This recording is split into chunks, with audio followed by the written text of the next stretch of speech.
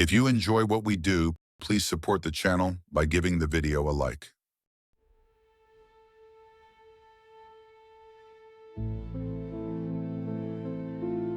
When I was younger, I was one who indulged in music, parties, and various intoxicating substances that would enhance those experiences. I count myself among the many who allowed their hedonism to run wild with enthusiasm. It came then as no surprise that I found myself attending festivals with groups of friends who, at the time, shared the same reckless mindset as me. For the record, and I say this without pride, I am experienced in drug taking. While I don't particularly regret it, there was one experience that halted my drug use altogether. At the time, my fellow partygoers scoffed at this decision, since I didn't see any worth trying to explain to them what had happened. They would most likely have chalked it all up to a substance-induced hallucination. I've had such hallucinations in the past, which tend to be a result of sleep deprivation and frequent redosing. I can safely say none of them compared to the raw reality of this experience.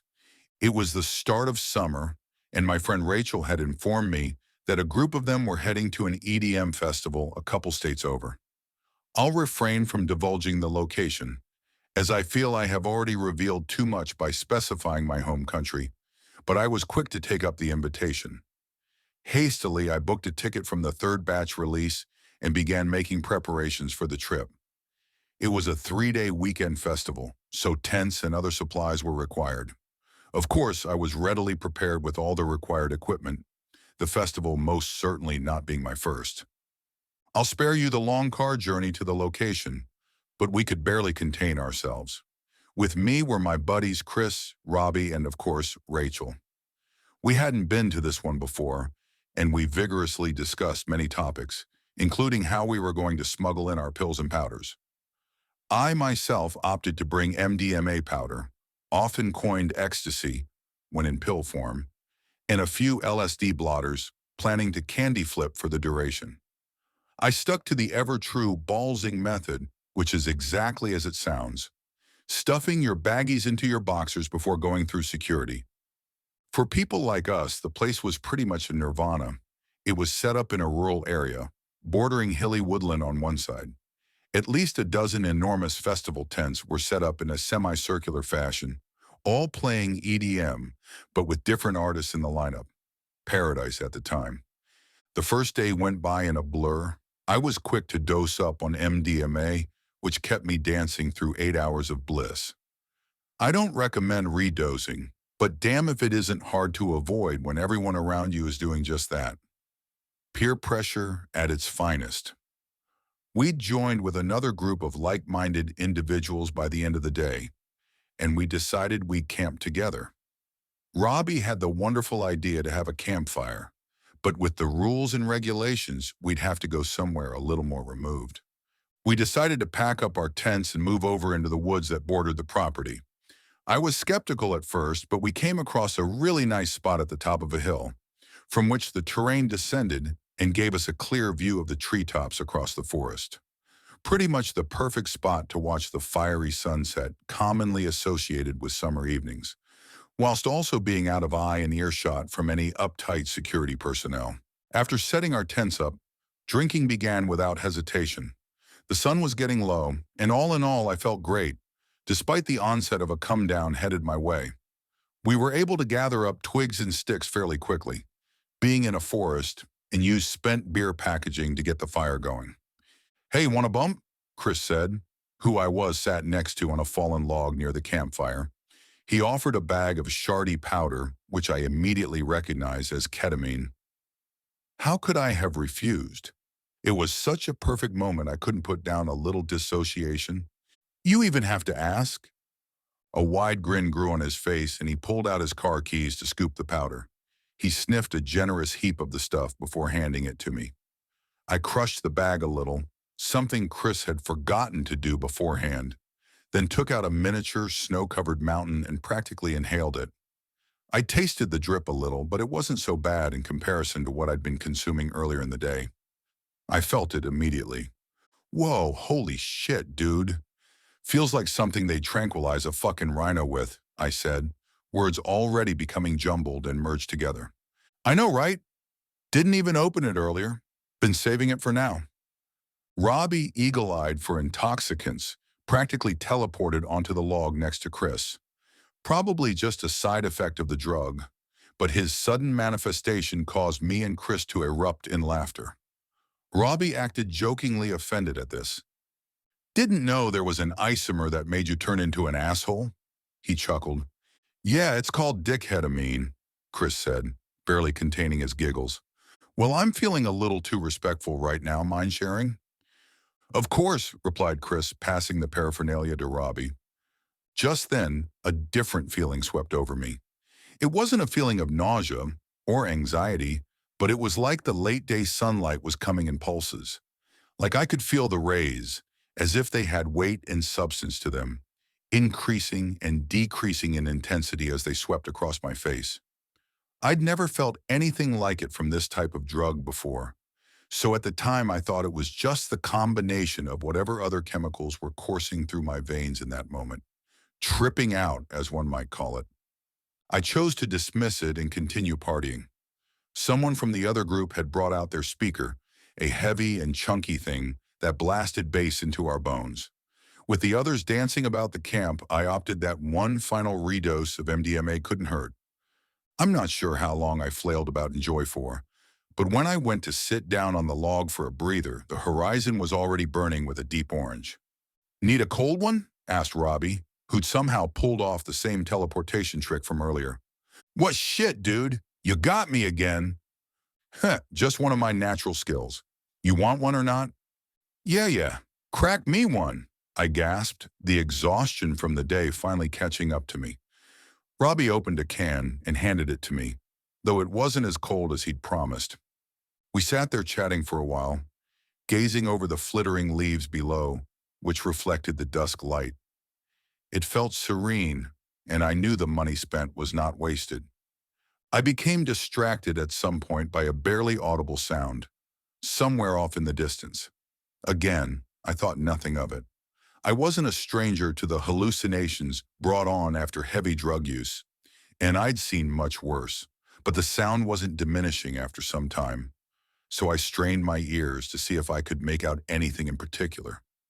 A light breeze had picked up, which made it more difficult, but after a short while I could definitely make something out. Machinery. That was the first word that came to my mind in an attempt to describe what I was hearing. The heavy clanking and whirring of fuel-powered mechanisms operating on a building site. I didn't even notice Robbie's absence at this point until I looked over and saw there were only a few of us outside now. Two making out messily, and Chris and Robbie still dancing. I sat and listened for a few minutes. I could swear that the sounds were getting closer, but they were still too distant to be certain. I checked the time, then became a little confused. 10 p.m. I glanced back up to the sky. The sun hadn't even touched the horizon yet, but the sky around had definitely grown darker, with stars becoming apparent. A thought rose in my mind. This shit has me tripping.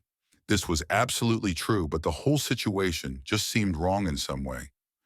At that moment, I shifted my gaze downwards to see Rachel standing below on the slope of the hill, facing away from the camp.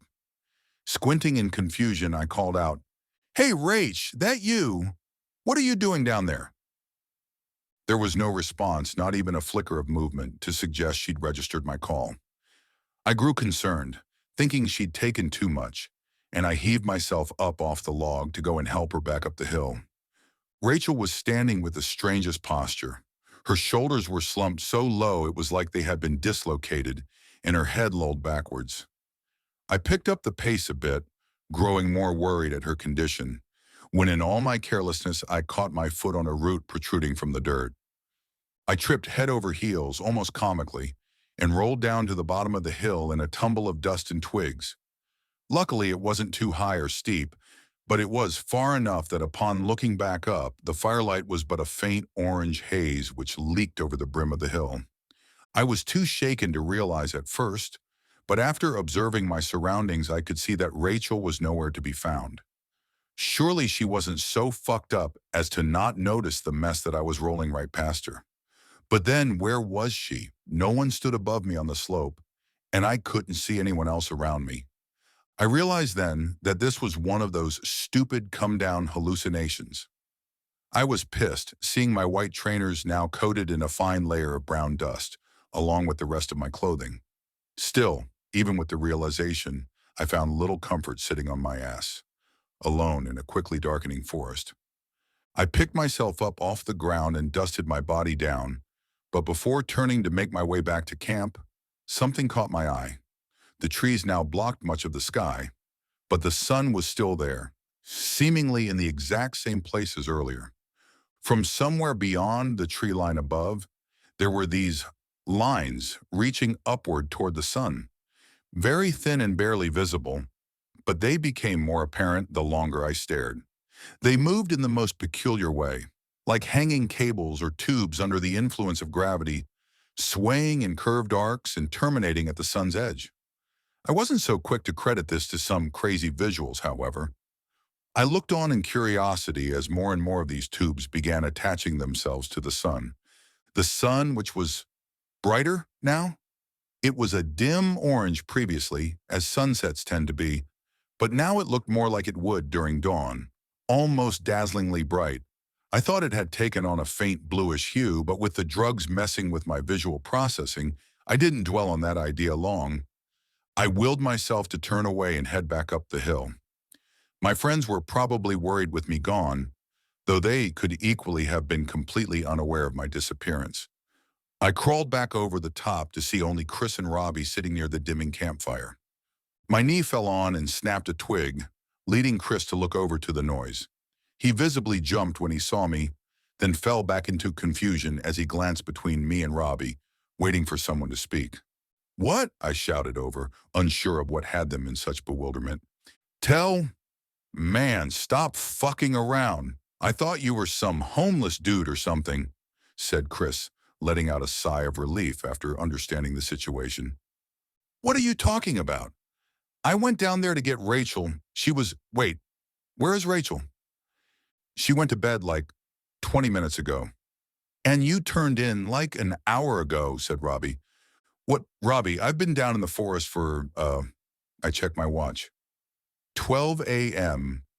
2 hours?" Chris and Robbie didn't reply, instead looking between each other with a tinge of fear. Without a word, Chris stood and walked over to my tent, which upon opening, he found to be empty. "What the fuck? We both saw you go into your tent and zip it up," Chris exclaimed, worry evident in his tone. "Man, I think we're all just real fucked up," I laughed, dry of humor. They grunted in agreement, but I couldn't help but think of what Chris just said. Had they both hallucinated my likeness at the same time? "Hey, Tell, you all right? You're sweating buckets," asked Robbie, and he hurled a bottle of water in my direction. "You haven't forgotten about hydration, have you?" Now that he said it, I did feel strangely hot. I grabbed the bottle and downed it in a few seconds, before I stood back up and walked over to the communal log bench. We didn't talk much after that, but instead hit Robbie's bong a few times to calm the nerves. Stupidly, it hadn't occurred to me at the time to ask if they also saw what I saw. I was simply too enamored by the situation. Both of them went to bed after, but I told them I wanted to sit outside a bit longer to relax. The relaxation didn't come, though. To my dismay, the sun still hadn't set, refusing to budge from its perch above the horizon, and I could again hear those mechanical sounds from earlier, echoing across the valley. There was no doubt this time.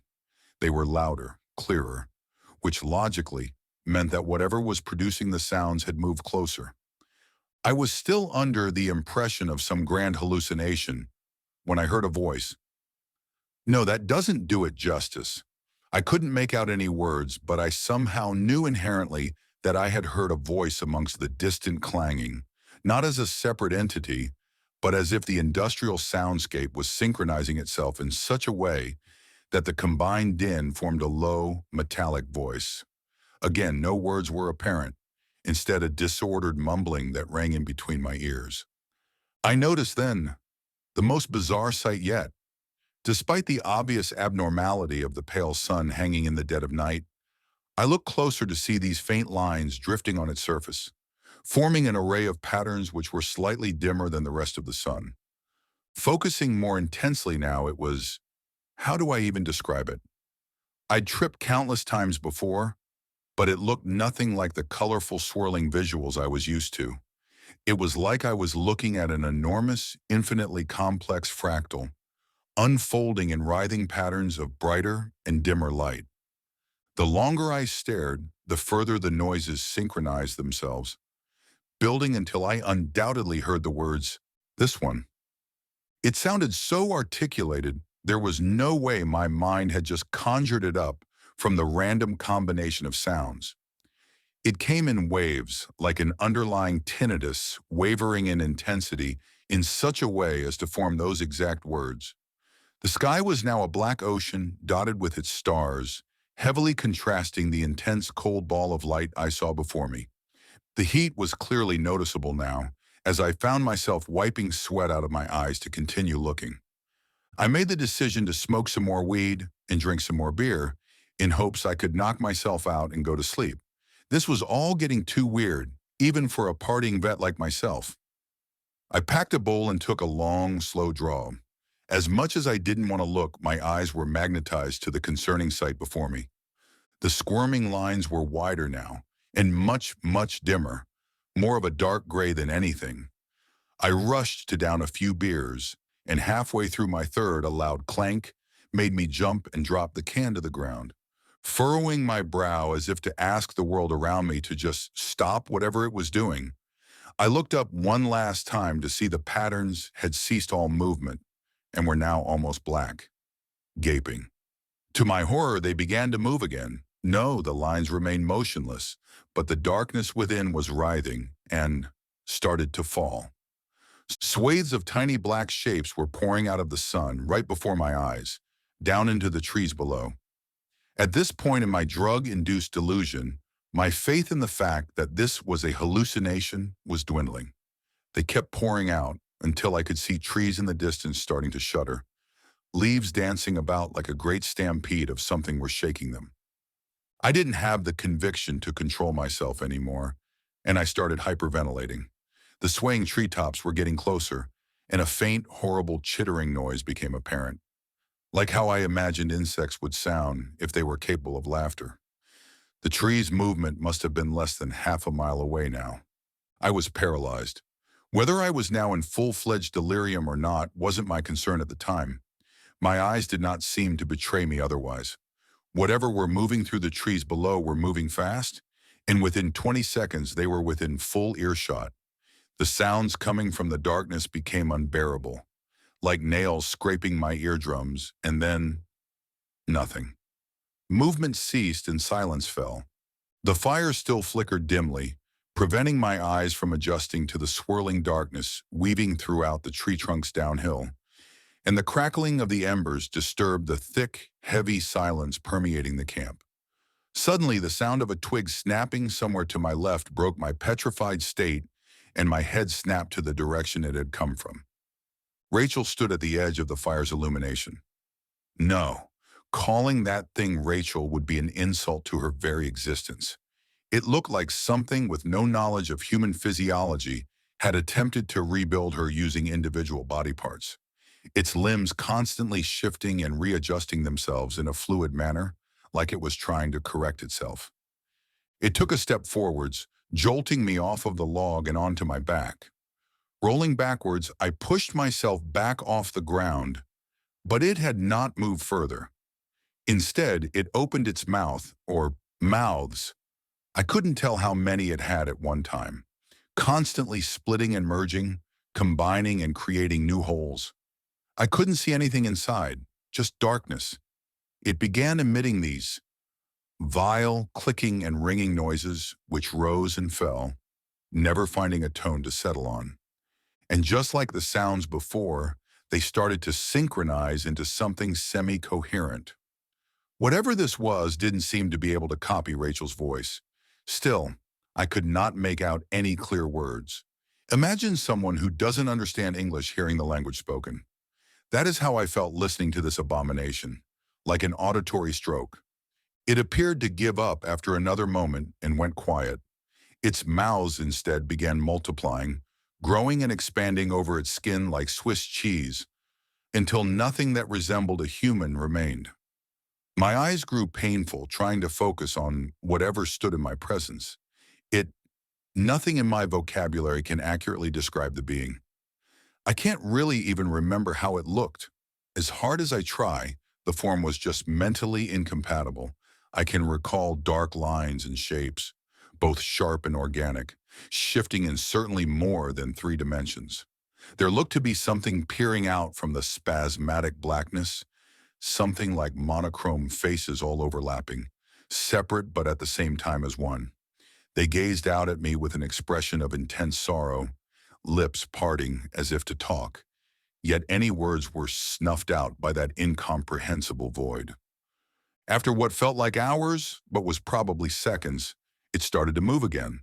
And as it moved, it began to take on a new form. Skin, hair, nails, fabric, all slipping and sliding until the logo on my polo shirt became visible, emerging from underneath a dark fold. While this happened, movement stirred from the darkness below, countless shifting footsteps disturbing the forest floor. I wish I could describe further and in more detail, but that was the breaking point for me. I dropped the still smoking pipe, spun around and ran in the opposite direction. I ran and ran onto the festival grounds, past a colorful sea of tents and drunk onlookers, before slipping on a cold puddle of someone's vomit and falling face first into the trash-littered ground. I awoke in a medical support tent at 11:30 a.m. Looking down at my arms, they appeared terribly sunburnt, and the sight caused the accompanying pain to flare up over my skin. I winced and looked around to absorb my surroundings. A staff member came over to me then, a kind-looking middle-aged man, with a bottle of some sort of lotion and another of water. "Hey, kid, how you feeling? You got some terrible burns there. Forget your sunscreen?" he asked. I, uh, yeah, lost it somewhere yesterday," I lied. "You got to be more careful with that, kid. You can get skin cancer from it, you know." "Yeah, thank you. What's that bottle you have there?" "Oh, this? Just something to ease the skin. Trust me, you won't want to leave here without it." The burning that arose as I reached out for the bottle confirmed his statement. My skin was the color of a sunset and felt as hot as the sun itself. The thing is, I did put on sunscreen multiple times throughout the day, and I don't burn easily anyway. When we were at the camp, I felt absolutely fine. Well, before whatever happened, that made me flee in terror. Chris and Robbie were waiting for me outside, faces carved with somber looks. They had with them all our things packed up, tents, leftover drinks, all of it. My heart dropped when they told me that they'd found Rachel's tent empty in the morning along with mine. A search team was called onto the site to scour the woods for any evidence of where she could have gone, but their efforts had thus far been fruitless, though I had a feeling they would not find even the slightest indication that she had ever been there, bar her tent and belongings. Robbie insisted on staying behind to help with the search, while Chris and I made the journey home. The leather seats in Chris's car were a painful nuisance, sticking to my clammy, sunburnt skin at the slightest touch. I didn't have the energy to complain, though. We arrived back at my house and called Robbie with a dwindling hope which, for me, had already dried up completely, but of course no news had surfaced. Rachel was never found. Even after the case was extended into multiple jurisdictions, any trail the police may have had soon ran cold. I haven't told my friends, but I know now that Rachel is undoubtedly lost forever to something beyond our comprehension. After all, how could they believe me, given our drug use that night? Grieving is one thing, but grieving knowing you can't tell the truth about what happened is a different beast altogether. While I was changing my clothes that day, I noticed something peculiar. My blue polo no longer held the embroidered brand logo on its left breast as it once had. I still shudder at the implications of what may have happened if I'd stuck around any longer to find out. I don't participate in that life anymore, really. I still see those friends, but on the craziest of nights, I never go further than drinking or smoking, usually not in combination. Probably for the best, anyway. Those words linger in my head, still. This one, were they referring to me? I really don't have any rational explanation for what happened that night, what those beings were, their motives. Needless to say, the image of that pale sun unfolding is forever etched into my memory. All I can say now is that if the sun stops setting and hangs there like a glazed-over eye, don't stay to see it open up. Don't be brave or curious. Just get as far as you can from wherever you find yourself, or be taken somewhere our minds were never intended to witness.